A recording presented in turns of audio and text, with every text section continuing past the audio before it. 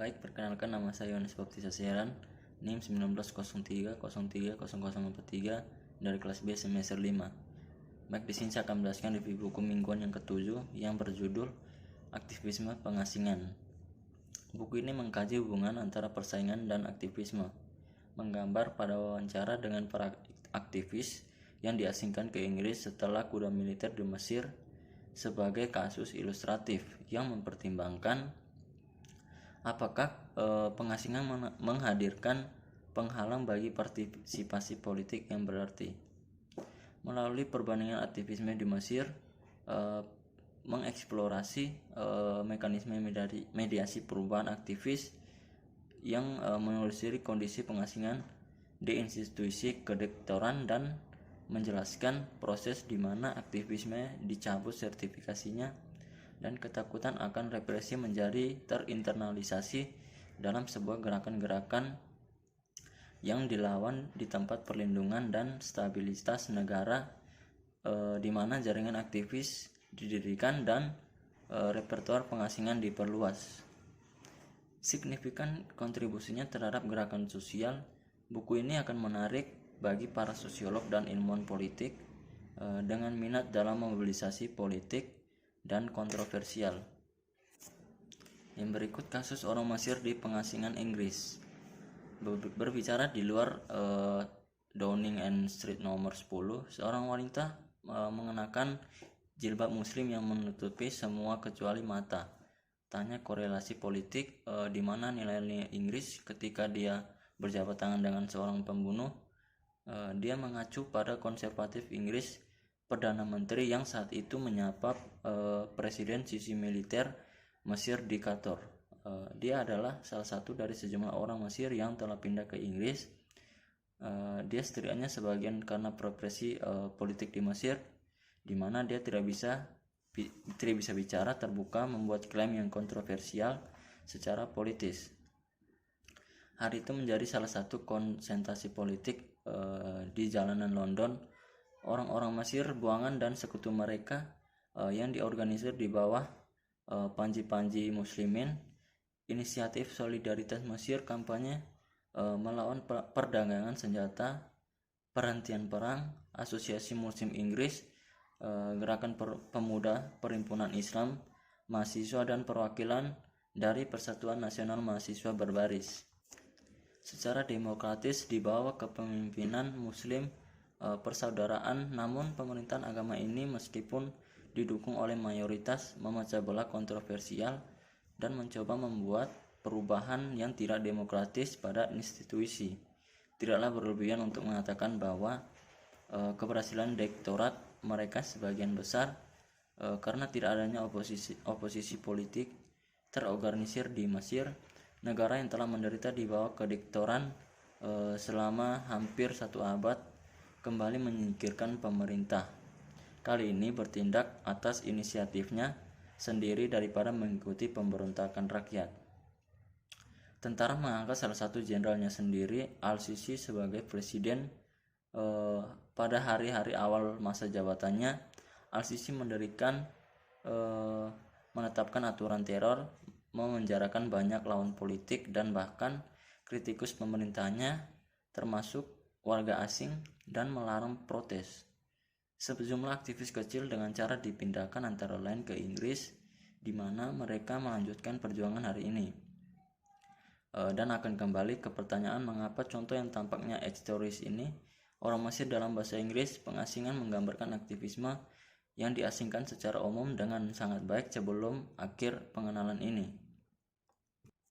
Dengan cara lain, mereka telah berinovasi dan mengembangkan sendiri metode aktivisme atau setidaknya menyesuaikan dengan konteks baru mereka, termasuk membawakan lagu protes Tahir ke klub malam Brighton International dan mengintai ruang kecil mereka sendiri untuk Mesir di luar kedaulatan Mesir di London. Sementara itu SMO menunjukkan berbagai pandangan dan ideolog, mulai dari setia kepada liberal, sekular, dan sosialis.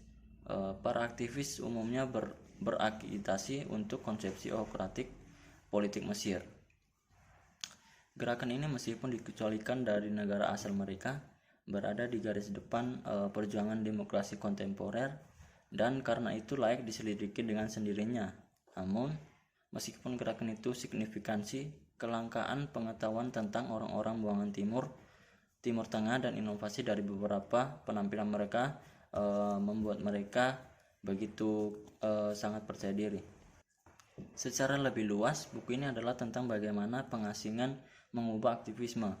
Dengan pengasingan yang maksudnya proses politik, bukan kategori hukum atau identitas pribadi.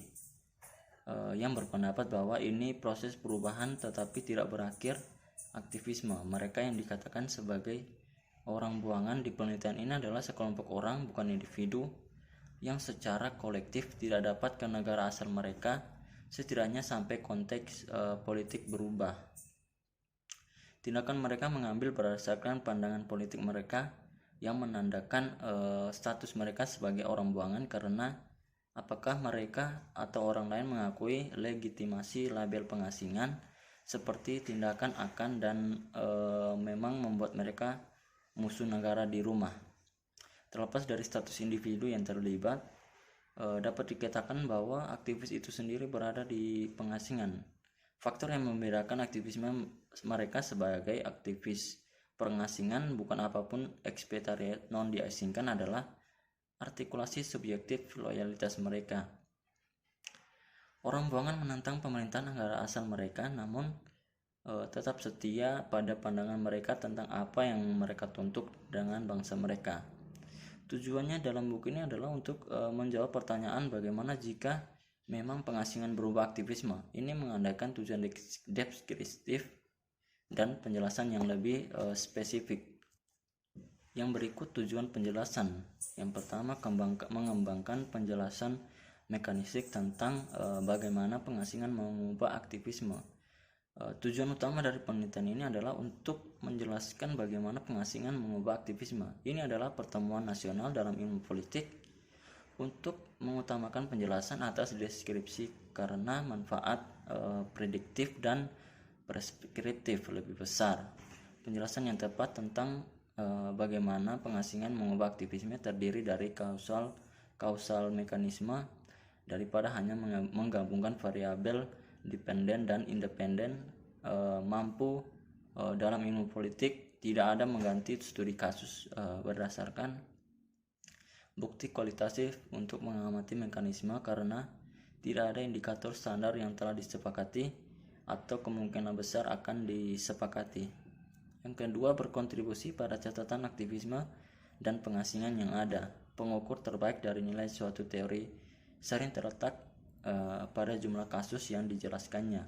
Akibatnya, bertujuan untuk menyarankan bahwa penjelasan dapat berlaku untuk hal yang lain, kasus aktivis yang diasingkan, dan karenanya studi ini dapat berkontribusi secara berarti untuk literatur tentang gerakan sosial dan pengasingan. Sebenarnya tidak ada cara lain untuk memiliki keyakinan penuh bahwa teori yang diambil adalah data dari non-acak dapat digeneralisasi. Meskipun demikian, dengan menggunakan beberapa alat metodologis untuk menyarankan bahwa teori ini mungkin memiliki beberapa keumuman, saya menggunakan pelacakan proses dan dalam perbandingan kasus untuk menentukan variabel yang relevan dan hubungan antara mekanisme dan konteks sehingga memberikan dasar untuk generalisasi. Sementara itu, kriteria untuk generalisasi dan ruang lingkup teori ditentukan dalam teori tipologis pengasingan pada abad ke-20 dan ke abad 21. Yang berikut tujuan deskriptif. Yang pertama, rekonstruksi peristiwa aktivisme dalam studi kasus. Penjelasan bagaimanapun tergantung pada deskripsi karena perlu terlebih dahulu menetapkan peristiwa yang akan terjadi yang dijelaskan. Oleh karena itu, tujuan sekunder dalam penelitian ini adalah untuk membuat akun dari aktivisme orang buangan sebelum, selama, dan setelah pengasingan mereka. Tujuan ini adalah untuk akun itu menjadi holistik, mencakup konteks profil lengkap aktivisme dan sebab-sebab akibat dari aktivisme itu sendiri. Orang buangan adalah kelompok kecil atau siapa yang dicirikan sebagai elit dalam arti longgar, diambil dari populasi yang berbagai kesamaan penting. Dalam pengertian itu, menceritakan kisah mereka bukanlah hal yang mustahil, dengan tugas yang mungkin tugas-tugas tersendiri. Yang berikut tambahan catatan aktivisme dengan interpretasi tentang aktivisme apa berarti bagi para aktivis, selain hanya menyatakan fakta, dengan bertujuan untuk menggunakan wawasan dari data wawancara untuk mengembangkan interpretasi tentang bagaimana pengasingan dan aktivisme merupakan fenomena politik yang berarti bagi mereka yang terlibat. Tujuan ini memberikan sarana untuk memasukkan informasi tentang motivasi dan persepsi aktivis peluang politik ke dalam argumen. Oleh karena itu mengamburkan perbedaan antara deskripsi dan penjelasan. Misalkan tugas ini meningkatkan kualitas akun dari deskripsi sederhana hingga deskripsi yang tebal yang merupakan tujuan penelitian yang sesuai. Tujuan deskriptif menggabungkan gagasan deskripsi tebal dan deskripsi tebal Sion adalah tujuan yang valid dalam penelitian ilmiah sosial karena melampaui sekadar menyatakan fakta dengan menafsirkan peristiwa. Interpretasi adalah umum untuk penelitian kualitatif dan kuantitatif dan tidak penyebab adanya mekanisme dan efek, yang artinya bahwa menawarkan dalam buku ini membuat kontribusi yang berharga di lapangan dengan membuat temuan kontemporer dan teori gerakan sosial untuk mengembangkan pemahaman tersebut. Yang berikut adalah proses pengasingan. Preview dari argumen ini, pengasingan adalah proses politik yang mengubah karakter pelaku aktivisme dan mungkin memiliki implikasi untuk kemanjurannya dengan mengubah politik, struktur, peluang, dan struktur mobilisasi. Prosesnya tersusun interaksi tiga variabel: struktur, peluang, politik, mobilisasi, struktur, dan proses pembingkaian dengan tiga mekanisme kasual disertifikasi. Perantara dan pembentukan batas proses tidak memiliki variabel hasil yang unik, tetapi sebaliknya, itu adalah lingkaran umpan balik yang memvariasikan bentuk dan hasil dari aktivisme. Dimulai bahkan sebelumnya otoritas pengusiran mengusir para aktivis melalui lembaga kediktoran. Mekanisme desertifikasi bekerja untuk mendetifikasi aktivis politik atau oposisi. Ini menciptakan konteks di mana diharapkan dengan kritis titik, dalam hal ini kudeta. Pihak berwenang mulai membuat hidup begitu berbahaya bagi para aktivis bahwa mereka dibiarkan dengan pilihan untuk melarikan diri atau menghadapi kematian, membuang dan mengubah struktur peluang politik tempat mereka beroperasi. Dari mereka, pelindung aktivis menemukan mereka untuk mempertahankan akses terbatas ke ruang politik, terutama struktur negara mengirim tetapi ditawarkan berbagai peluang oleh negara tuan rumah baru mereka. Baik, mungkin itu saja penjelasan singkat tentang review buku. Sekian dan terima kasih.